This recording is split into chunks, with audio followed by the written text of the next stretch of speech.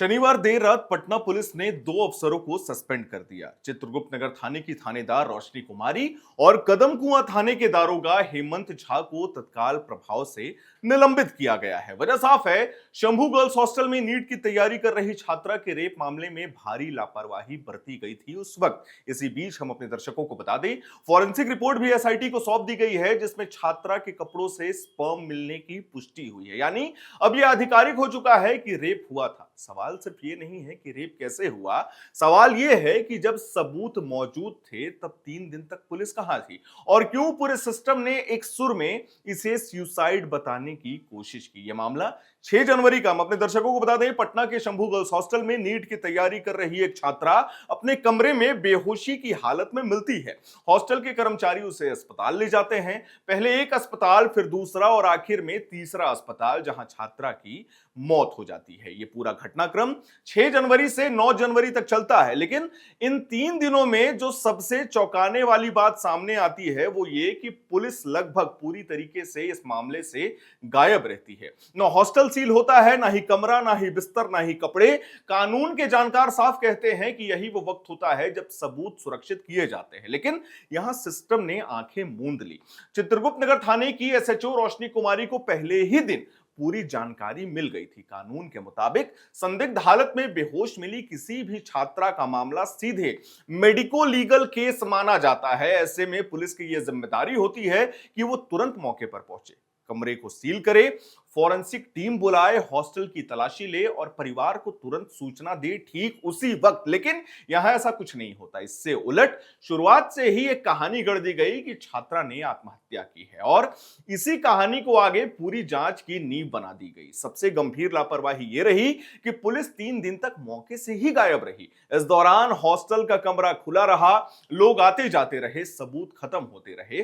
3 लोगों को हिरासत में लेकर छोड़ भी दिया गया, लेकिन हॉस्टल की जो विधिवत जांच होती है वो नहीं होती है। थाना प्रभारी की शुरुआती रिपोर्ट ही पूरे केस की बेसलाइन बन गई और बाद में किसी भी वरिष्ठ अधिकारी ने उस रिपोर्ट को चुनौती देने की जरूरत नहीं समझी। ना क्रॉस वेरिफिकेशन हुआ, ना ही रीअप्रेजल हुआ। एएसपी स्तर पर भी यही कैजुअल अप्रोच दिखता है। एएसपी अभिनव कुमार की जिम्मेदारी थी कि वे जांचते कि शुरुआती जांच में कोई एंगल छूटा तो नहीं है। उन्हें यह सवाल उठाना चाहिए था कि 6 जनवरी से 9 जनवरी के बीच पुलिस मौके पर क्यों नहीं थी। उन्हें हॉस्टल की दोबारा जांच के आदेश देने चाहिए थे और छात्रा की स्थिति को लेकर गहराई से पड़ताल करनी चाहिए थी। लेकिन एएसपी ने भी थाना प्रभारी की रिपोर्ट को ही सच मान लिया। ना फॉरेंसिक जांच कराई गई, ना ही संदिग्धों को जोड़ा गया। इसी लापरवाही ने केस को गलत दिशा में पूरी तरीके से ढकेल दिया था। इसके बाद मामला एसपी और एसएसपी स्तर तक पहुंचा, लेकिन यहां भी जल्दबाजी दिखाई दी। एसपी परिचय कुमार ने पोस्टमार्टम रिपोर्ट आने से पहले ही मीडिया में यह बयान दे दिया कि यह सुसाइड का मामला है और रेप नहीं हुआ है। नींद की गोली, मोबाइल सर्च और डिप्रेशन की कहानी सामने लाई गई, लेकिन बाद में मेडिकल रिपोर्ट ने इन सभी दावों को झूठा साबित कर दिया। एसएसपी ने भी यौन शोषण की संभावना को पूरी तरीके से खारिज कर दिया था।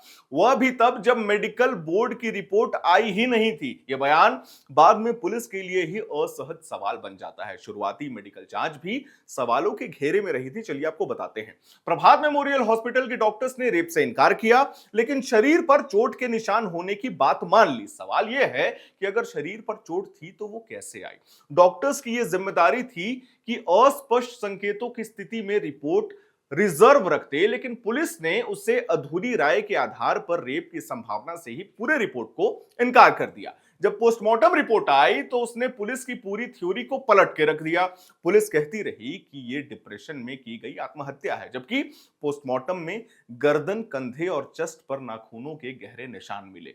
पीठ रगड़ने से नीली पड़ी हुई थी, जो साफ बताता है कि छात्रा ने बचने के लिए पूरा संघर्ष किया। पुलिस ने कहा कि कोई रेप नहीं हुआ, लेकिन पोस्टमार्टम में प्राइवेट पार्ट में ताजा चोट, टिश्यू ट्रॉमा और ब्लीडिंग मिली थी। मेडिकल ओपिनियन के मुताबिक ये जो भी है मामला है उससे कई ज्यादा पेचीदा हो जाता है और जोर जबरदस्ती की बात की जाती है। नींद की गोली से बेहोशी थी, लेकिन मेडिकल रिपोर्ट यह बताती है कि सभी प्रमुख चोटें मौत से पहले की है, यानी छात्रा होश में थी और उसने विरोध किया था। ये तथ्य सुसाइड की कहानी से पूरी तरीके से मेल नहीं खाते।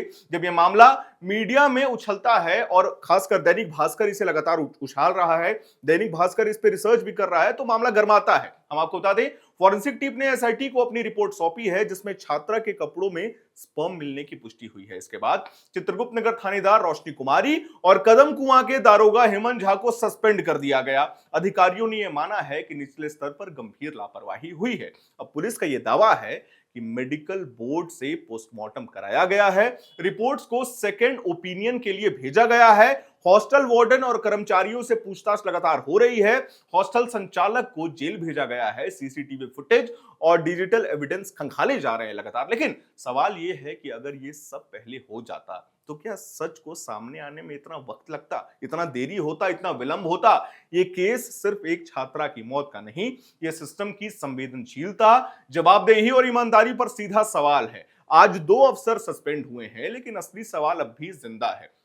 अगर मीडिया दबाव ना बनाता तो क्या यह मामला कभी रेप मौत माना जाता या फिर एक और फाइल में सुसाइड लिख करके बंद कर दिया जाता? खैर, आने वाले समय में इस मामले को लेकर के क्या कुछ अपडेट्स आएगा, हम लगातार हर दिन कोशिश कर रहे हैं कि इस मामले को लेकर के रिसर्च करें, बिल्कुल तथ्यात्मक रिपोर्ट अपने दर्शकों तक पहुंचाएं, बिल्कुल तथ्यात्मक रिपोर्ट अपने दर्शकों को सौंपें। आने वाले समय में क्या कुछ अपडेट्स आएगा, हम अपने चैनल के माध्यम से अपने दर्शकों को देते जाएंगे। मैं उम्मीद करता हूं आपको हमारी ये जानकारी, हमारी ये रिपोर्ट, हमारी ये वीडियो पसंद आई होगी। इसे लाइक करें, शेयर करें, हमारे चैनल को सब्सक्राइब करें। कैमरे के पीछे मौजूद है मेरी सहयोगी श्रेया, मेरा नाम है हर्षित और आप देख रहे हैं एयर नाउ।